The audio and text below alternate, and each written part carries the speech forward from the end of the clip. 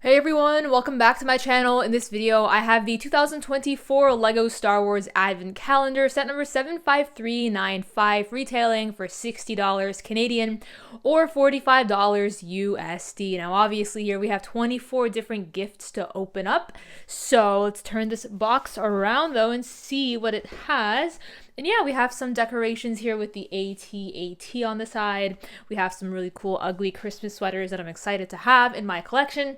Without further ado, let's open up this box and I guess sort of unbox the box and see what's inside. And for this, I have my trusty dagger. I never open boxes any other way. And like that, the Advent Calendar is now officially opened up. So along the inside, we have some printing here for Hoth, and the printing also continues in the very center here, featuring Princess Leia there. We have Darth Vader's castle, and we have some other Hoth references, including an AT-AT. We also have a Y-Wing there in the corner, and we have Luke's Landspeeder. I mean, obviously, we had to have Luke's Landspeeder here, right? Wrong. So anyway, off camera, I'm going to be opening up each of these doors and building them, and then I'll be back and I'll open up the door again with the item along the inside being fully built, just to save your guys' time. And with the magic of editing, I'll see you guys momentarily. In box number 1, we have this micro build for an X-Wing starfighter, and it's in this gray, red, and tan color scheme. There isn't really much else to say. It's tiny and it works. In box number 2, we have Princess Leia here in her not so ugly Christmas sweater. I think it looks pretty cool. I love the AT-AT on it. And the printing of Hoth, it's very nice. And it's in this like knit pattern, which is great in my opinion. At the very back, we have some more of the printing here. And this is her alternate face expression. Very cool minifigure to get, and I can see myself using that torso for my sig fig.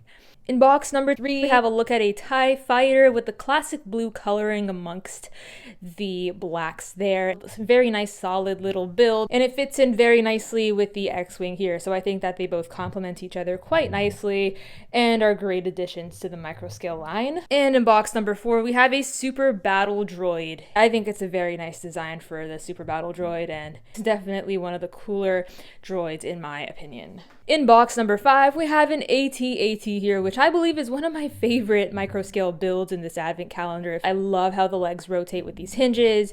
The little head can also rotate slightly, and the torso itself is a pretty solid design. It's not that bad for a microscale design, you know, as a person who can't exactly afford the larger one, this will do for me. Box number 6. Right here we have a look at the Y-Wing fighter. It's exactly how I would imagine a mini micro-scale Y-Wing to look like. Like, everything's been nailed perfectly in my opinion. There isn't really much room for disappointment with this. It's a micro build and it works. Yay! In box number 7, we have the mini kit right here, which is actually from the video game, the LEGO Star Wars video game. I'm not too familiar with the video game, so I wasn't too familiar with this at a first glance. It's a nice little reference to the LEGO Star Wars video game. In box number 8, we have Jabba's sail barge.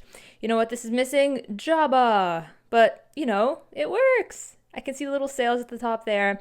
And the overall structure of the sail barge is pretty well done. So yeah. Box number 9 contains the Millennium Falcon. I think it's a pretty cool and accurate mini Millennium Falcon again. The Falcon that I can afford. We have some nice blue for the hyperdrive there. Not bad. In box number 10, we have Ahsoka Tano here with her transparent lightsabers. The torso and the leg design also look great together. The Togruta headgear here looks awesome. We also have some of the arm printing, which is fantastic to see. Again, this is like my first Ahsoka minifigure from this era, so I'm so excited to have her in my collection. And here's a look at her alternate face expression and her main face expression. Now, I am aware that this minifigure probably came out in other sets too, but for what it's worth, I don't have those other sets, and this here is a win in my opinion. In box number 11, we have the Venator. Nice little build here. You can obviously tell that this here is a Venator from a first glance, and it's nice. In box number 12, we have Emperor Palpatine's shuttle here. It's cool. There isn't really much I could say with these micro-scale builds because they look accurate and they're not that bad. But I guess for here, we have some exposed studs, which is a little bit awkward, but you can move the wings like that and have it sit in different positions. So this is it mid-flight, and this is it landing. So not that bad. It works. So in box 13, we have the T6 Jedi shuttle. This is actually a bit of an awkward build. The actual shuttle can rotate, but this here obviously can't. It's very two-dimensional. It almost seems like it's a plate with some tiles on it, because that's exactly what it is. In box 14, we have the Mandalorian Fang Fighter. And again, a very two-dimensional design. It's not bad, but it's not the best either, in my opinion. I mean, if you're able to recognize these two ships based on these designs, good for you, but it took me a while to realize what this was. In box 15, we have a 501st Trooper. I mean, who's surprised? At this point, these minifigures are very, very common in LEGO Star Wars these days. We have the face expression, which I'm sure you guys are very well accustomed to, and we have some back printing. In box number 16, we have the Ghost Micro build here. It's one of the better micro builds in my opinion. There's more dimension to it. We have the engines at the back, and the color scheme is pretty spot on. The width is fine, the design is fine.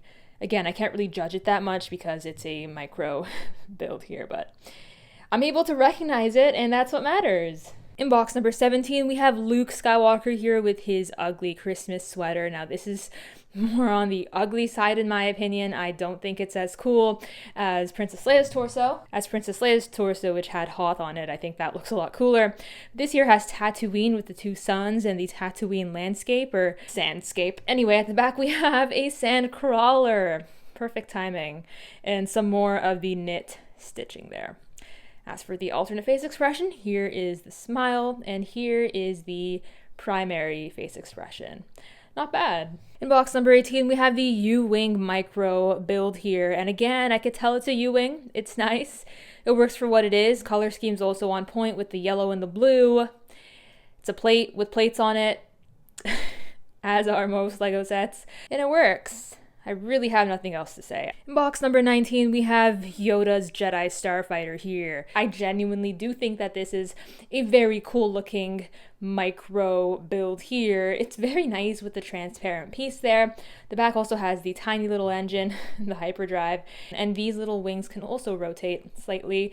It's so cool to see how LEGO made this out of such a small amount of pieces, yet I'm still able to tell that it's Yoda's Jedi Starfighter. In box number 20, we have the Praetorian Guard here with the staff and no face expression. Obviously, it's all just fully red.